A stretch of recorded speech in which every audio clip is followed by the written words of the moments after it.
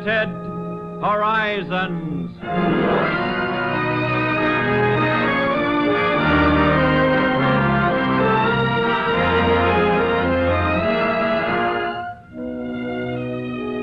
Out of the primeval darkness, upward into the brilliance of the modern day, man has struggled with the elements to throw back the frontiers of space and time, struggled with test tube and microscope, with light and with sound, with fire and electricity, struggled to make this world a better place in which to live.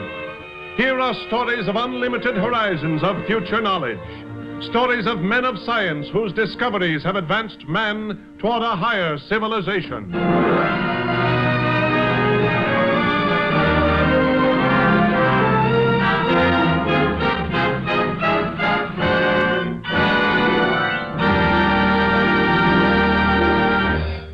From the Pacific to the Atlantic, the National Broadcasting Company, in cooperation with the University of California, Stanford University, and California Institute of Technology, presents the fifth in this series of thrilling adventures in the scientific laboratories of the West.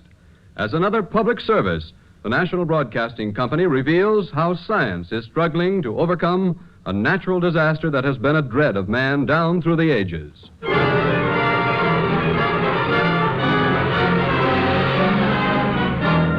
Man stands on the brink of a vast new scientific territory, the unexplored field of vibrations.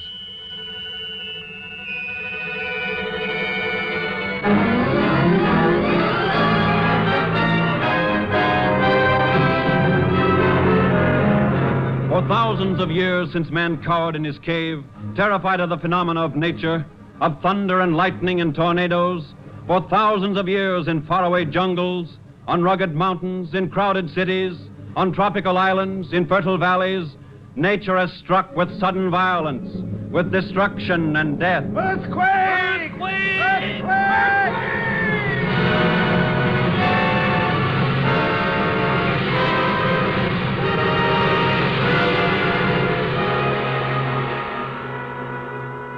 115 B.C., earthquake in Palestine, 260,000 killed. 1693, earthquake and eruption of Mount Etna in Sicily, 60,000 killed. 1703, earthquake in Japan, 20,000 killed. 1755, earthquake in Portugal, 50,000 killed. 1868, earthquake in Peru and Ecuador, 25,000 killed. 1906, earthquake and fire in San Francisco, 500 killed. 1907, earthquake in Jamaica, 1,400 killed. 1915, earthquake in Italy, 30,000 killed. 1920, earthquake in China, 200,000 killed. 1923, earthquake in Japan, 100,000 killed. 1931, earthquake in Nicaragua, 1,000 killed. 1933. It's an earthquake! Look out! Look out! The front of that building is coming down! Something's happened. I can't steer the car. It's an earthquake! It's an earthquake! I can't steer. Hang on. We're going to crash. Run! Run! The roof is caving in! Look out! Look out! The roof's caving in! Let me out! It's an earthquake! Get out of the way! The roof is caving in! Hey, you! That big store window's gonna crash! Look out! Watch out! That window is falling! That window is falling!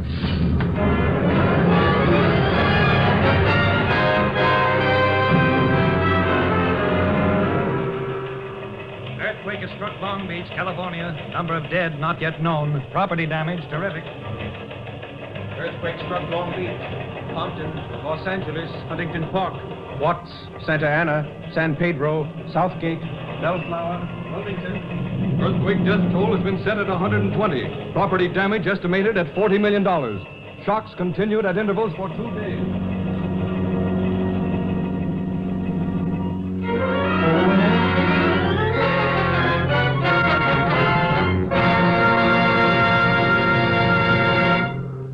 For thousands of years, nature has struck with sudden violence, with destruction and death. Slowly, with scientific study, man has come to understand the cause of these disasters, has sought a measure of safety in the face of this terror. Dr. Bailey Willis, professor of geology at Stanford University, Palo Alto, California, has made a worldwide study of the nature of the earthquake. Well, Dr. Willis, what is an earthquake anyway? An earthquake is an elastic vibration in solid rock Just how is this vibration started, Professor Willis? by the slipping of one large rock mass past another. The phenomenon was first clearly observed in the San Francisco earthquake of 1906. Fences were displaced, trees split, and water mains broken and parted along a fissure. One side had moved as much as 20 feet past the other. Our seismographs today record the occurrence of many earthquakes, don't they, Professor Willis? Yes, more than 9,000 a year for the whole world. There are seismographs all over the world. We have some 60 seismographs right here in California. Some record distant earthquakes, and some record local quakes.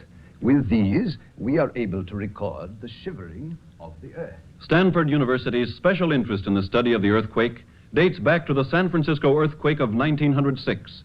The new library, the church, and other buildings on the Stanford campus suffered damage estimated at $1 million.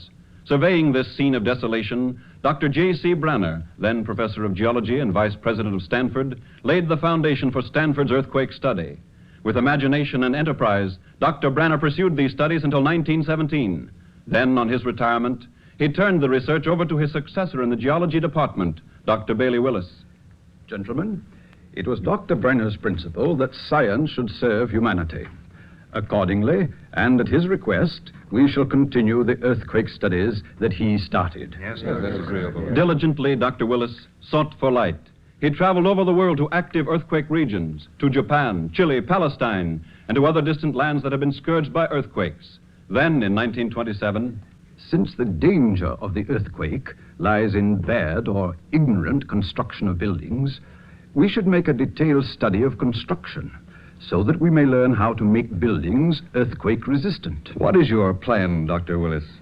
That we study the action of a shock on buildings, establish a research laboratory, that we construct a shaking table to simulate the vibrations of an earthquake, and that we build models to test by this and other devices.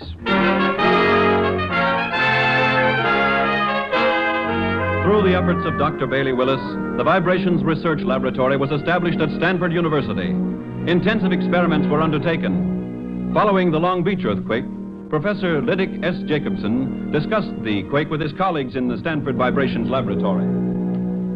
Apparently, the Long Beach earthquake was of less destructive intensity than the San Francisco earthquake of 1906. The strong motion of the Long Beach quake lasted about 36 seconds. Yes. And of course, there were a number of aftershocks, final readjustments. I'm anxious to know just what the ground displacement was. The United States Coast Geodetic Survey has made measurements with seismographs in Los Angeles, and Long Beach, Pasadena, Vernon, and Santa Barbara. Are you going to Long Beach to look over the situation? Yes. I want to see the extent of the damage.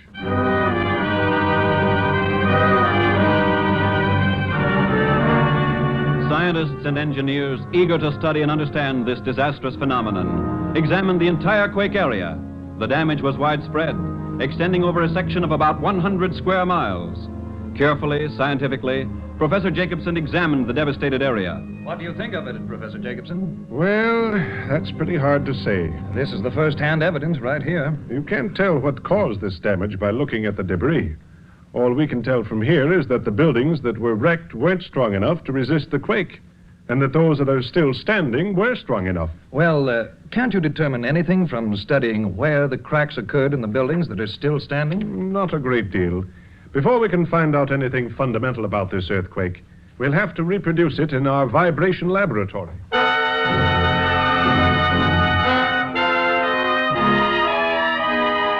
In the Vibration Laboratory at Stanford University, Professor Jacobson is not so concerned about what causes earthquakes as what to do to make buildings withstand them. When you say that one earthquake is more severe than another, you have to take into consideration where the earthquake occurred. What do you mean, Professor Jacobson? Earthquakes are usually judged by the damage done, the loss in life and property. Yes, that's right. Well, in different parts of the world, there is different architecture. Around the Mediterranean, for example, where a number of major earthquakes have occurred, there is little timber. The historical records show that most of the dwellings were built of the materials that were available, stone and adobe. I've read about that. Well, these are heavy and yet fragile materials. And not only the walls, but also the ceilings and roofs were made of these same materials. I see. When the earthquake struck, these heavy buildings collapsed. Exactly. If the people had known how to construct their buildings, some of the earthquakes would not have been so destructive. This is the crux. Proper building materials and the knowledge how to use them. Just as we have had earthquakes in the past, we must expect them in the future. Thus, Professor Jacobson attacked the problem at its source to determine how to construct the buildings in which we work and in which we live so that they will be earthquake resistant. Oh, hello, Professor Jacobson. Hello, Mr. Warner. Certainly busy here in the machine shop. Yes. I see you've got the drawings with you. Yes, we've charted both the horizontal motion and the vertical motion of the Long Beach earthquake. Well, let's have a look at them. All right, we'll just unroll them here.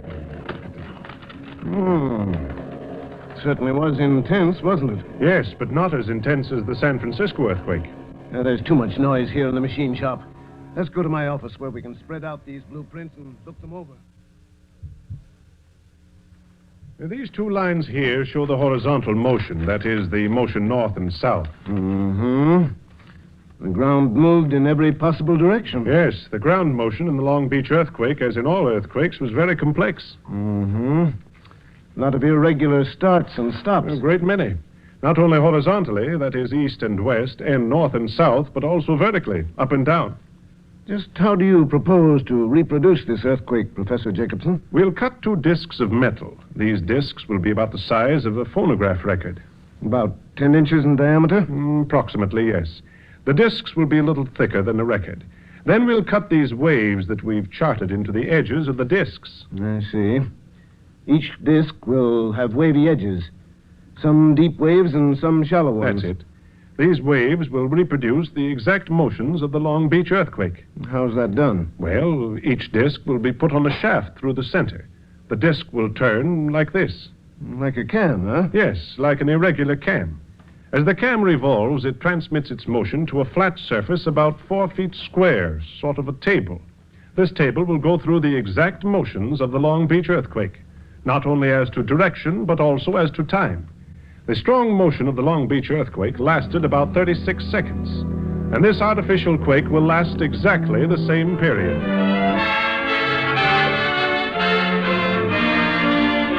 By scientific calculations, every phase of the Long Beach earthquake was reproduced by this mechanical device.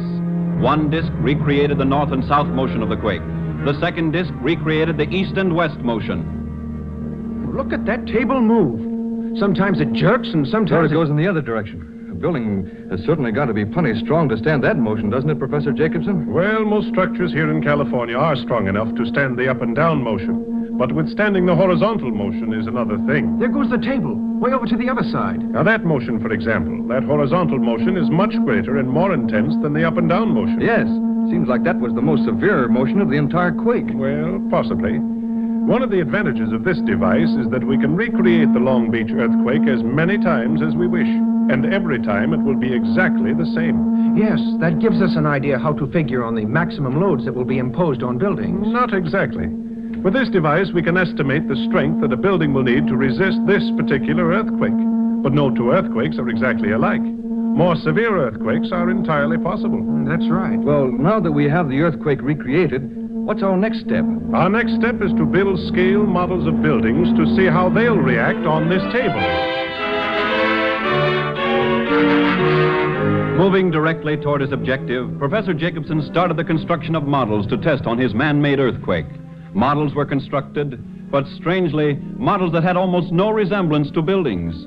Approaching the problem scientifically, Professor Jacobson was less interested in a model that looked like a building than in a model that acted like a building during an earthquake. Certainly doesn't look like any building I ever saw in my life, Professor Jacobson. No, it looks something like a framework with shallow tin cans for each story. It represents a building 16 stories high. Uh-huh. But why wouldn't it be better to make a model that actually has the characteristics of a building? Well, this model does have the characteristics that we are studying. It is impossible to study all the aspects of the problem in any one model. Therefore, we focus our attention on the aspects of the problem that immediately